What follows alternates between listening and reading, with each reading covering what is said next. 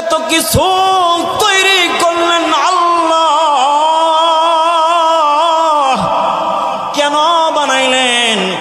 আল্লাহ তাআলা কুরআনুল কারীমের মধ্যে জানায় দেন কেন আমি বানাইছি। আল্লাহ তাআলা জানায় দেন হুয়াল্লাযী খালাকা লাকুম মা ফিল আরদি জামিআ।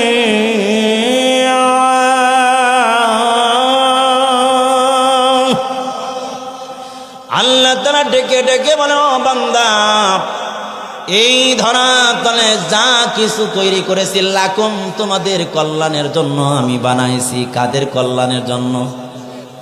মানুষের কল্যাণের জন্য আল্লাহ বানাইছেন। আল্লাহ রাব্বুল আলামিন ডেকে বলে, ও বান্দা, তোরা যদি প্রশ্ন করস তাহলে তোদেরকে কার জন্য বানাইছি? ও বান্দা, তোদের জন্য সব বানাইলাম। তোরা হলি এই দুনিয়ার জন্য বর স্বরূপ। বর যদি না থাকে তাহলে দেখবেন বরের লগে আমার ভাইরা হাজার হাজার বর যাত্রী আছে, কিন্তু বর নাই, বলেন খাবার দিবে, বসতে দিবে। তদ্রূপভাবে এই দুনিয়ার মুসলমান এক একজন বর সমতুল্য লোক, এক একজন মুসলমান থাকবে। লা তাকুমুস সাআ হাত্তা ইউকালা ফিল আরদি আল্লাহু আল্লাহ।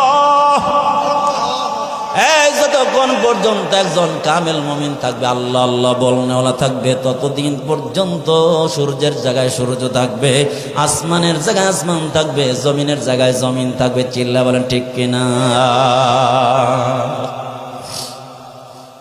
আমার ভাইরা, আপনাদের কষ্ট হচ্ছে না তো? চলতে থাকলে কিছুক্ষণ ইনশাআল্লাহ। আমার ভাইরা, এই ভাইয়ে ওই যে ছোট্ট বাচ্চারে নিয়ে ওর, ও আচ্ছা ঠিক আছে, মার কাছে পাঠাইতেছে, যাই কি মাশাআল্লাহ, মার কাছে পাঠা পরে আসে। আল্লাহ আল্লাহ আল্লাহ, সুন্দর পরিবেশ আছে, এভাবে চলতে থাকে। আল্লাহু আকবার বলেন সবাই, আরো জোরে। তাহলে সবকিছু বানাইলেন কার জন্য? আমাদের জন্য। আর আমাদেরকে বানাইলেন কার জন্য? আল্লাহর জন্য। ওয়ামা খালাকাতুল জিন্না ওয়াল ইনসা ইল্লা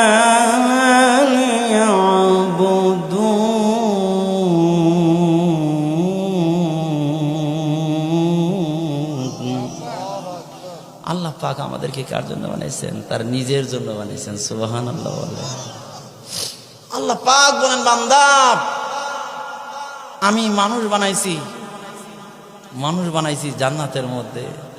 জান্নাতের মধ্যে মানুষ বানাইছেন। মানুষ বানাইছেন কয় পদ্ধতি, ওইগুলো বলবো না। বিস্তারিত কথা বলতে গেলে আমি যে আয়াত নিয়েছি ওই দিয়ে যাওয়া হবে না। আমি শুধু ওই আয়াত দিয়ে ঠেকানোর জন্য আমি মূল কথা নিয়ে আসবো। আল্লাহ পাক মানুষ বানালেন, আদম আলাইহিস সালামকে বানাইয়া মেরুদণ্ডের মধ্যে হাত দিয়া, এরপরে কিয়ামত পর্যন্ত তো যত মানুষ বানাবেন সবাইকে বলে আলাস্তু বিরাব্বিকুম, আমি কি তাদের রব না? আমরা সবাই বললাম আল্লাহ আপনি আমাদের রব। আল্লাহ পাক আস্তে আস্তে পাঠান দিলেন দুনিয়ায়। স্টেশন কয়টা? 5টা। রুহের জগৎ, মায়ের জগৎ, মাতৃদরের জগৎ, দুনিয়ার জগৎ, হাসরের কবরের জগৎ, হাসরের জগৎ। এই দুনিয়ার জগৎ হলো মেইন। এই দুনিয়ার জগতে আল্লাহর সাথে সম্পর্ক করতে হবে। কি করতে হবে? রবের সাথে সম্পর্ক ছিল রুহের জগতে, ওই রবের সাথে সম্পর্ক করতে হবে দুনিয়ার জগতে। যদি সম্পর্ক হয়ে যায় তাহলে আর কোনো ভয়। তাহলে আমরা হইলাম গোলাম, আর আল্লাহ হচ্ছেন, আরো জোরে বলেন, হায়। রুহের জগতে আল্লাহ পাক বলছিলেন আমি কি তাদের রব না? আমরা সবাই কি বলছিলাম? হ্যাঁ আপনি আমাদের রব, তার মধ্যে কোনো সন্দেহ নাই। এই কথাটা আবার শুনিয়ে দেওয়ার জন্য আজানের মধ্যে শব্দগুলো নিয়ে আসছেন। এই জন্য মানুষের দুনিয়ায় জন্মের সাথে সাথে ডান কানে কি শুনে দেওয়া হয়? আজান, আর বাম কানে একামত শুনে দেওয়া হয়। খেয়াল করছেন? ডান কানে আজান, বাম কানে একামত। আল্লাহর বরাত তো শুনে দেওয়া হয়েছে। আল্লাহু আকবার, আল্লাহু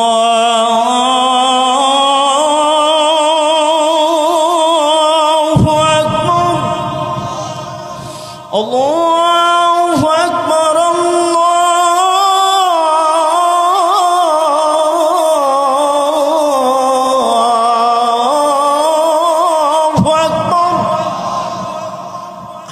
হয়ে গেল, বান্দা ডান কানে, আল্লাহ সব চাইতে বড়। 33 কোটি দেবতা যে তোমরা পূজা করো, এগুলো বড় না? বড় কে? সব কিছুর বড় কে? আশহাদু আল্লা ইলাহা ইল্লাল্লাহ।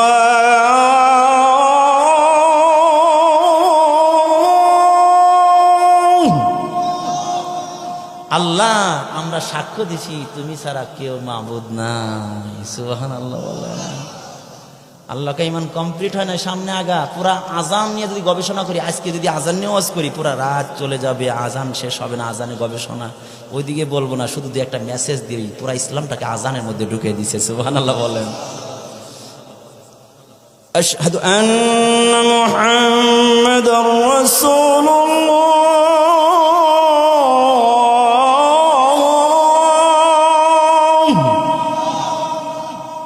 আমরা সাক্ষ্য দিচ্ছি মুহাম্মদ সাল্লাল্লাহু আলাইহি ওয়াসাল্লাম আল্লাহ তাআলার প্রিয় পয়গম্বর এবং বান্দা ও রাসূল। সুবহানাল্লাহ। আল্লাহর ঈমান কমপ্লিট হয়ে গেছে। তাহলে তোরা হলি গোলাম, আমি হইলাম রব। সুবহানাল্লাহ। আল্লাহ, আমরা তো দুনিয়ায় দেখি কেউ যদি গোলাম হয়, কাজের জন্য বাড়িতে নিয়ে আসে, তখন তার সাথে চুক্তি হয়, তুই এই কাজগুলো করবি, আমার এই ক্ষেতগুলো আবাদ করতে হবে, 3টা গরু আছে, এগুলো খাওয়াই ঠিক মতো, তোকে 3 বেলা খাবার দেওয়া হবে, 2টা লুঙ্গি, 2টা শার্ট, আর 2000 টাকা মায়না প্রতি। ছিল না এক সময়? এখন এই কথা বলার পরে এখন মালিকের কিছু দায়িত্ব বুঝে দিছে, আর গোলামের কিছু দায়িত্ব আসছে, আর মালিকও কিছু দায়িত্ব নিয়েছে। সুবহানাল্লাহ বলেন। আল্লাহকে ডেকে বললাম, মালিক আমরা কি করব? আমরা গোলাম, বলেন দেখি আমরা কি করব? মালিক। আল্লাহ তাআলা ডেকে বলে, তাহলে সামনে আগা, সামনে আগা। কি দায়িত্ব? কি দায়িত্ব? সামনে দায়িত্ব দেওয়া হয়েছে, হাইয়া আলাস সালাহ।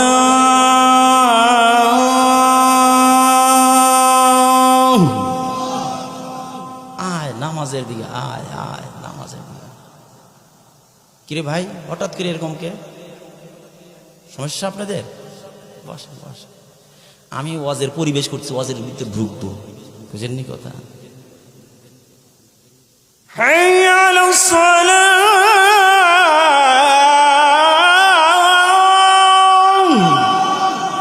আয় বান্দায় নামাজের দিকে আয়, নামাজ পড়া তোর দায়িত্ব। নামাজের ওয়াক্ত হবে যখন, আদায় করবি তখন, মালিক রে পাবি তখন। সুবহানাল্লাহ। নামাজ পড়বি তো আমারে পাবি। সুবহানাল্লাহ।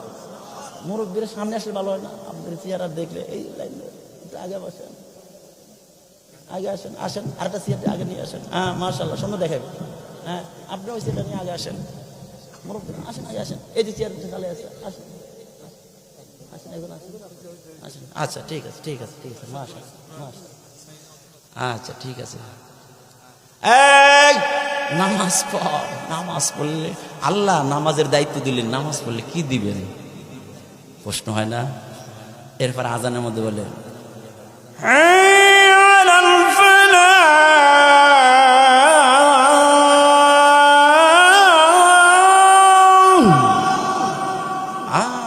নামাজ পড়লে সফলতা পাবি। সুবহানাল্লাহ। আল্লাহ সফলতা তো চিনলাম না, সফলতা কার নাম? একটা সুন্দর নারী, 5তলা বাড়ি, একটা 5 গাড়ি, তাহলে কি সফলতা? কি তাহলে সফলতা কিসের নাম? সফলতা কিসের নাম আমি সহজে বুঝাই দেই। এখান থেকে রওনা করলেন ঢাকার দিকে, প্রাইভেট কার নিয়ে গেছেন, সারাদিন কাজ করে এরপরে বাড়িতে সুন্দরভাবে ফিরে আসছেন। এখন যদি বাড়িতে সুন্দরভাবে ফিরে আসতে পারেন, তাহলে আপনার কি হইল? সফরটা সফল হইল। কিন্তু এখন বাড়িতে আসার আগেই রাস্তায় নাগরপুর বা টাঙ্গাইল থেকে আপনার একটা গাড়ির লগে লাগাই দিয়ে আপনার গাড়ি ভেঙে সুরমার হয়ে গেছে, হাত পাও ভেঙে আপনি হসপিটালে, আর আপনার গাড়ি গেছে গ্যারেজে, তাহলে কি সফর সফল না বিফল? আমি আপনি রওনা হলাম জান্নাত থেকে। হযরত আদম পয়গম্বর এই জান্নাতের মধ্যে আল্লাহ পাক বানাইয়া বললেন, আমার ভাইরা আদম পয়গম্বরকে দুনিয়ায় পাঠায় দিলেন। আদম পয়গম্বরের যত সন্তান সবাইরে দুনিয়ায় পাঠায় দিলেন। আবার পরে নয়, আদম পয়গম্বরকে জান্নাতের মধ্যে ঢুকায় দিলেন। এরপরে আমার বন্ধুরা, দুনিয়ার জগতে মাতৃ উদার হইয়া দুনিয়ার জগতে আসলাম। দুনিয়ার জগৎ হইল আর দুনিয়া দারুল ইমতিহান, দুনিয়ার জগৎ চলো পরীক্ষার হল। এই পরীক্ষার হলটা কখন পর্যন্ত থাকবে? যতক্ষণ নিঃশ্বাস থাকবে। আমার ভাইরা, এই দুনিয়া থেকে যখন বিদায় হয়ে যাব, কবরের জগৎ যখন চলে যাব, তখন ওয়েটিং রুম, সেখানে বান্দার জন্য বান্দার আমল নামা তৈরি করা হবে। বান্দা যা পরীক্ষা দিয়েছে, বান্দার রেজাল্ট কার্ড তৈরি করা হবে। আল্লাহ পাক বলেন, কেউ যদি জাহান্নাম না হইয়া সরাসরি জান্নাতে ঢুকতে পারলো, সে সফল হয়ে গেল। সুবহানাল্লাহ। এই সফলতা যদি অর্জন করতে হয়, তাহলে কয়েকটা কাজ করতে হবে আর কয়েকটা কাজ ছাড়তে হবে। বুঝে আসছে কথা? কয়েকটা জিনিস ধরতে হবে, কয়েকটা জিনিস ছাড়তে হবে। এক নাম্বার হলো ঈমান ধরতে হবে, শিরক ছাড়তে হবে। বুঝে আসছে কথা? এক নাম্বার নেক আমল করতে হবে, বেদাত বর্জন করতে হবে। বুঝে আসছে কথা? তাহলে আমার ভাইয়ারা, যেই রূপ ভাবে বান্দার রোগ আছে, শরীরে রোগ আছে, বান্দার কি আছে? রুহেরও রোগ আছে। আছে না নাই? আছে। ওই রুহের রোগের মধ্যে এক নাম্বার রোগ হলো অহংকার। এক নাম্বার, জোরে বলেন। অহংকার করলে বান্দা জান্নাতে যাইব না জাহান্নামে যাইব? আল্লাহ রসুল বলেন, যার অন্তরের মধ্যে শস্যের দানা পরিমাণ অহংকার থাকবে, সে জাহান্নামে যাবে। হয়ে যাবে, জাহান্নামে যাবে। আমার ভাইরা, খেয়াল করে শুনবেন, অহংকার কাকে বলে এটা আগে বুঝতে হবে। অহংকার হচ্ছে অন্যের তুলনায় নিজেকে ভালো মনে করা। অন্যের তুলনায় নিজেকে ভালো মনে করা, যে অন্য খারাপ, আমি ভালো, আমি বড়, আমি বুঝি, আমার সে ভালো কেউ বোঝে না, আমার সে কেউ টাকা বেশি নাই, আমার সে কেউ দামি নাই, আমি সবচেয়ে ভালো। এই যে এই প্রবণতা, এটা খুব খারাপ। এই জন্য আল্লাহ রসুল দোয়া শিখে দিয়েছেন, আল্লাহুম্মা জাআলনি ফি আইনি সাগীরান ওয়া ফি আয়ুনিন নাসি কাবীরা। আল্লাহ রসুল দোয়া শিখে দিছে, হে আল্লাহ, আমার নজরে আমারে ছোট বানায় দাও, মানুষের নজরে আমাকে বড় বানায় দাও। সুবহানাল্লাহ।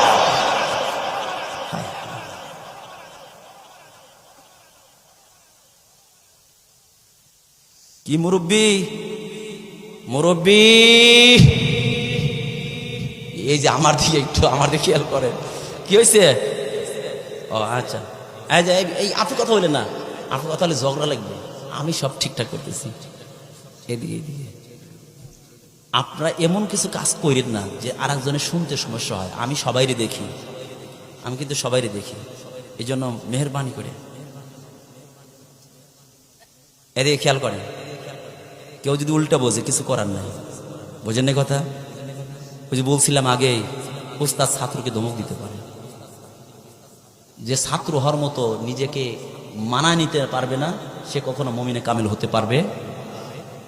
মুমিন হতে নিজেকে মিটায় দিতে হবে, নিজেকে মিটায় দিতে হবে। এই কথাটাই আজকে সবক। আমার সাথে পড়ুন, আউযু বিল্লাহি মিনাশ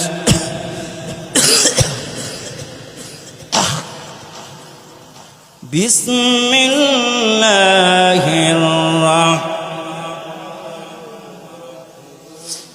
وَإِذْ قَالَ مُوسَى لِفَتَاهُ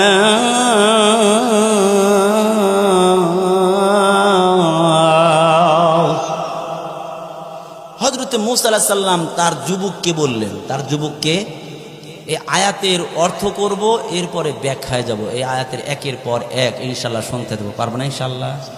আপনারা রাগ করছেন? কেউ মুরব্বী রাগ করছেন? আপনি আমার উপর রাগ করছেন? রাগ করে হযরত মূসা আলাইহিস সালাম তার যুবককে বললেন, লা আবরাহু, আমি চলতেই থাকবো, হাত্তা আবলুগা মাজমাল বাহরাইন,